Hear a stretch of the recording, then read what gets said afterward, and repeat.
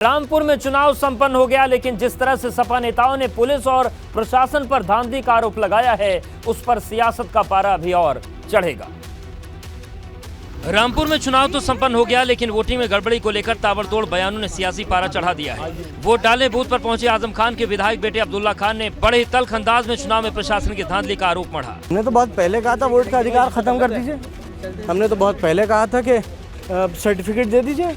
बिला वजह एक दिन खराब किया, सारी मशीनरी परेशान। इधर आजम खान की पत्नी और पूर्व सांसद तजीन फातिमा भी वोट डालने पहुंची तो जुबान पर प्रशासन के लिए शोले ही शोले थे। जो हालात हैं, पुलिस और प्रशासन ने जो आतंक फैलाया है, लोगों को मार पीट कर जो रोका जा रहा है, मतदान स्थल तक आने ही नहीं दिया जा रहा है। कमोबेश यही राग रामपुर से सपा प्रत्याशी आसिम राजा ने भी अलापा और साफ कहा कि मुसलमानों को मतदान देने से रोका गया। हालांकि आसिम राजा ने अपनी बड़ी जीत का दावा भी ठोका है।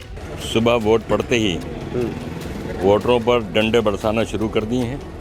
मुसलमानों की बस्तियों में और मोहल्लों में पुलिस, एक्स्ट्रा पुलिस बेपनाह लगी हुई है। रामपुर में बीजेपी और समाजवादी पार्टी के बीच सीधी लड़ाई है। अब इंतजार है 8 दिसंबर का, जब वोटों का पिटारा खुलेगा और जनादेश सामने आएगा। आरोप प्रत्यारोप के बीच रामपुर में मतदान संपन्न हो गया। अब इंतजार है 8 दिसंबर का। हालांकि नतीजों से पहले ही भाजपा अपनी जीत का दावा कर रही है। रामपुर से सांसद रह चुके और बीजेपी के बड़े नेताओं में शुमार मुख्तार अब्बास नकवी ने सुबह सुबह ही वोटिंग की।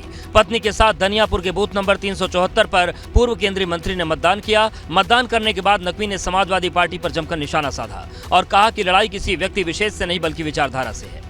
जहाँ तक वोटों का सवाल है, निश्चित तौर से यहाँ पर कोई लड़ाई व्यक्ति से नहीं है बल्कि विचारधारा की है। बीजेपी सांसद घनश्याम लोधी ने रामपुर में बीजेपी का कमल खिलने का दावा किया है और सपा के धांधली वाले आरोप को हार की बौखलाहट बताया है। और लोकसभा में उन्होंने अपने इच्छा के अनुसार मतदान किया और अब भी जो उपचुनाव होने जा रहा है इसका विधानसभा का, इसमें भी अपनी इच्छा के अनुसार मतदान कर रही है और मैं समझता हूँ भारी तादाद से आकाश सक्सेना चुनाव जीत रहे हैं। इधर कांग्रेस से निष्कासित नवाब कासिम अली खान ने भी रामपुर में बीजेपी की जीत का दम भरा है। अब्दुल्ला आजम को निशाने पर लेते हुए नवाब ने कई बड़े आरोप लगाए हैं। जाहिर है रामपुर की लड़ाई सियासी साख की लड़ाई है, जिसके नतीजों पर सबकी निगाहें हैं। उत्तर प्रदेश में निकाय चुनाव में नगरपालिका अध्यक्ष और महापौर सीट के आरक्षण की तस्वीर साफ हो गई। प्रदेश में उपचुनाव की वोटिंग खत्म होने के साथ ही निकाय चुनाव की घंटी बज चुकी है, जिसकी जानकारी यूपी के नगर विकास मंत्री ए.के. शर्मा ने प्रेस कॉन्फ्रेंस करके दी। उत्तर प्रदेश में 17 नगर निगम हैं, जिनमें 2 सीटें अनुसूचित जाति को दी गई हैं, जबकि 4 सीटें पिछड़ा वर्ग के लिए आरक्षित हैं। 3 नगर निगम महिलाओं के लिए आरक्षित किए गए हैं। 17 नगर निगम में फिरोजाबाद, गाजियाबाद, लखनऊ, कानपुर, गोरखपुर, वाराणसी, बरेली और शाहजहांपुर अनारक्षित रखी गई है। उत्तर प्रदेश में कुल 200 नगर पालिका हैं। 27 सीट एससी के लिए, 54 सीट ओबीसी के लिए और 79 सीट अनारक्षित हैं। महिलाओं के लिए 40 सीट रिजर्व की गई है। अनुसूचित जाति के लिए कुल आरक्षित सीटें 2 हैं। पिछड़ा वर्ग के लिए कुल आरक्षित सीटें 4 हैं। 200 जो नगर पालिका परिषदें हैं, उनमें अनुसूचित जाति हेतु जो आरक्षण है वो कुल 27 सीटों का है।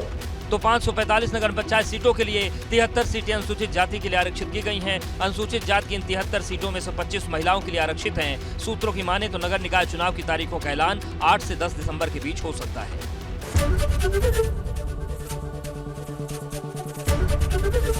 एबीपी गंगा, खबर आपकी, जुबान आपकी।